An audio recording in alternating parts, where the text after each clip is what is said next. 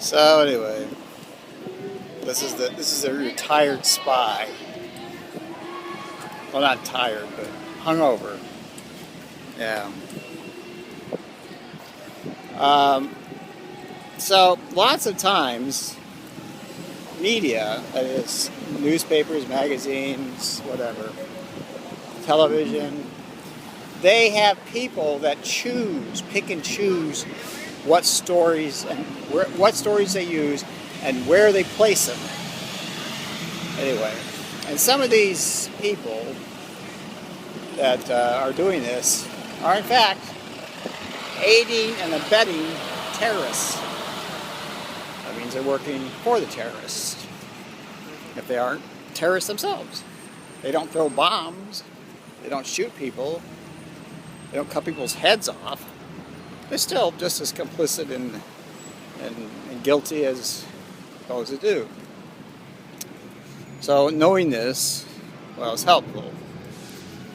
So anyway, there was once upon a time an air show, no, not an air show, and somewhere in Oklahoma, or some Air Force base, some people were using a B-52, kind of like a person would use a fighter plane. They're flying it in such a fashion as, well, it was very extreme. They finally crashed it. And I actually saw video of it. Now, not too long ago, a couple of days ago, I think, yeah, about 2 or 3 days ago, I saw an article in a newspaper where it talks about extending the life of the B-52 to its limits.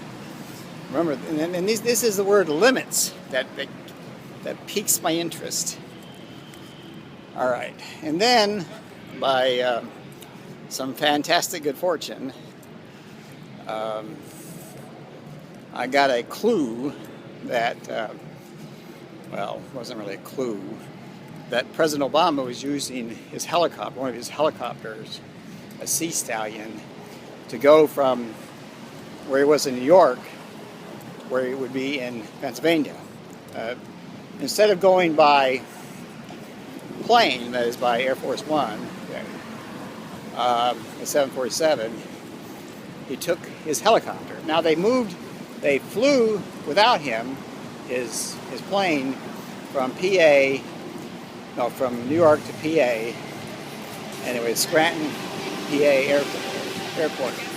But anyway, so he takes the helicopter because, according to the schedule, he's not boarding his plane and he's not deboarding his plane. Knowing that, well, that means that I know he's using a helicopter. So, anyway, then there's this article in the newspaper about B-52s. B-52s are incredibly interesting planes. They're very versatile. If you like carpet bombing. Anyway, but here's the important thing. When the video of, and there's also an article about 9/11 recently, actually, about a missing flag. But anyway, so what happens is these people allegedly, I actually saw it on TV, but I don't know if it's real or not. They have these jet airliners, and they're flying them right into these skyscrapers, and they're maneuvering these planes as if they were fighter planes. They're really maneuvering them. They're using the plane almost as if it was a fighter aircraft. Really. I mean, to the extreme. So, anyway, it was all very sequential. And eventually, I came to the conclusion that because the Eastern Corridor is very heavily, very heavily traveled by airlines and jets and shit. I don't know. What would have happened should not the president's security detail become aware of it? A wide-body jet flying somewhere in the vicinity of where the president was moving, where he was using the helicopter. All right, here's the president on the helicopter, Marine One, going from New York to Pennsylvania.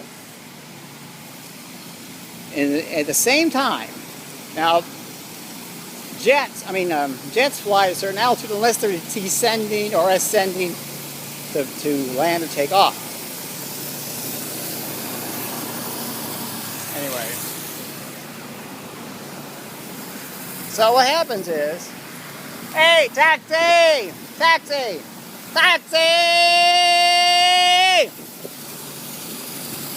I'm just trying to get your goddamn attention, that's all. But anyway, what happens is,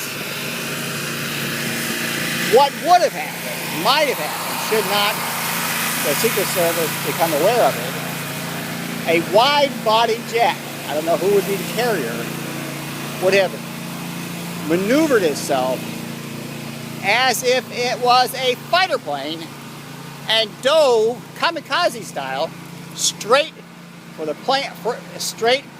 president's helicopter and knocking it out of the sky. Ergo, the plane would have destroyed the helicopter and, of course, the president.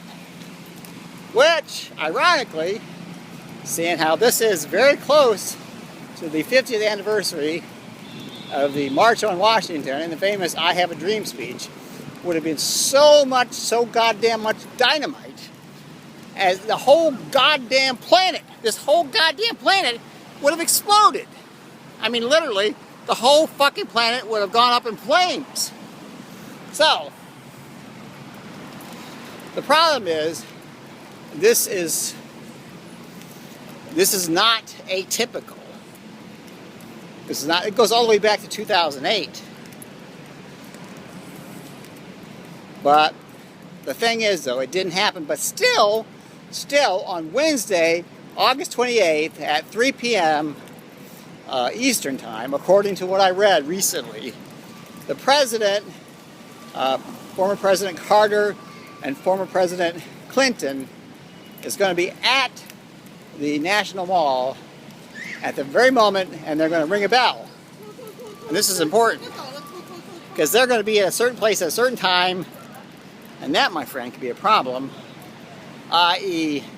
DOJ. Got that? DOJ. Anyway, and I saw that Steve Ballmer is going to resign effective Friday. I don't know what that means either. It's Operation Officer Windfall. And I want to say one thing. My hair looks fucked up. I look like a fucking faggot. Excuse my language.